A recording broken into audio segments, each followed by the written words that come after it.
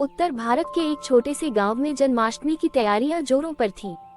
मंदिर सज रहे थे, बाजारों में भीड़ उमड़ी हुई थी। वहीं दूसरी तरफ गांव की एक कमजोर झोपड़ी में रहती थी गौरी और उसकी बहू राधा। गौरी उम्र दराज थी और राधा उसकी बहू कम उम्र की, सुंदर पर परिस्थितियों से लड़ी हुई। गौरी के बेटे की 3 साल पहले एक दुर्घटना में मौत हो गई थी। तब से ये दोनों एक दूसरे का सहारा थी। न कोई कमाने वाला, न कोई मदद करने वाला। घर में एक पुरानी सिलाई मशीन थी। राधा गांव की औरतों के कपड़े सिलकर थोड़ा बहुत कमा लेती थी, उसी से रोटी पानी चलता। जन्माष्टमी आ रही थी, लेकिन इस घर में कोई खास तैयारी नहीं थी। फिर भी राधा ने आंगन में एक कोना साफ किया। मिट्टी की एक छोटी सी कृष्ण जी की मूर्ति खरीद कर घर लाई। ज्यादा महंगी तो नहीं थी, लेकिन उनके मन में भाव अपार थे।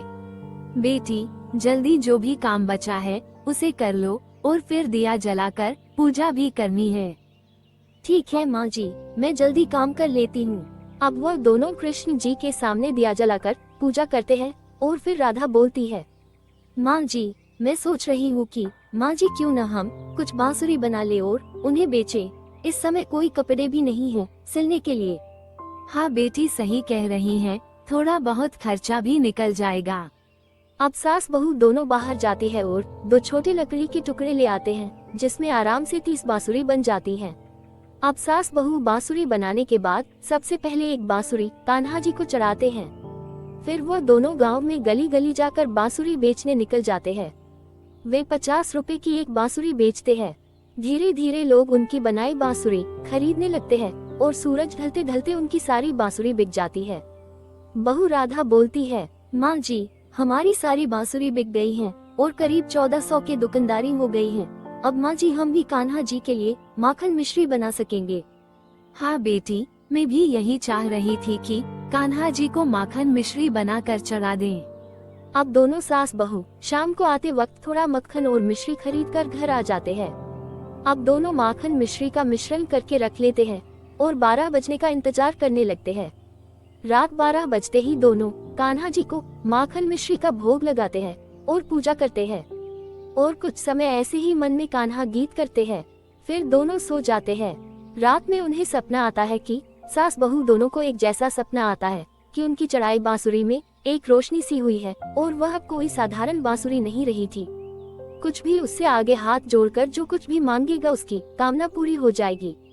सुबह सास बहू दोनों उठ जाते हैं और सास कहती है, बेटी, मैंने एक सपना देखा है। माँ जी, सपना तो मैंने भी देखा है कि हमने जो बांसुरी कान्हा जी को चढ़ाई है वह अब कोई साधारण बांसुरी नहीं है। हाँ बेटी, यही सपना मैंने भी देखा है।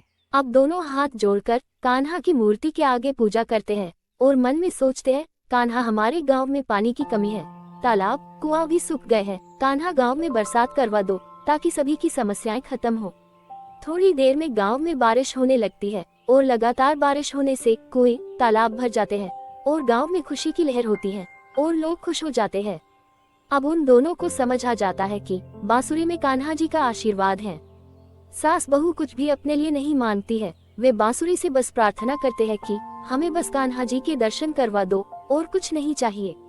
तभी एक रोशनी होती है और कृष्ण जी प्रकट होते हैं। सास बहू दोनों हाथ जोड़कर खड़ी हो जाती हैं और बोलती है, ठाकुर जी, आप हमारे जैसे दरिद्रों के घर आए। जहाँ प्रेम है वहाँ मैं हूँ, जहाँ अहंकार है वहाँ मैं नहीं। तुम दोनों की सेवा और भक्ति से मैं प्रसन्न हूँ। कोई मंदिर मुझे ऐसा सच्चा स्थान नहीं लगा जितना पवित्र तुम्हारी ये झोपड़ी। वह दोनों बहुत खुश होती है। धीरे धीरे वह दोनों सो जाती है। थोड़ी देर में जब वह उठती है, वह देखती है कान्हा जी तो गायब हो चुके होते हैं, लेकिन उनकी झोपड़ी 2 मंजिला घर बन गया था। उनके रसोई में अन्न भर गया था। बहू कहती है, माँ जी, हमने तो ये कुछ मांगा ही नहीं, फिर भी कान्हा जी ने ये सब दे दिया। हाँ बेटी, उनकी लीला कोई नहीं समझ सका। वह जान जाते हैं जिसको जिस चीज की जरूरत होती है उसे वही देते हैं।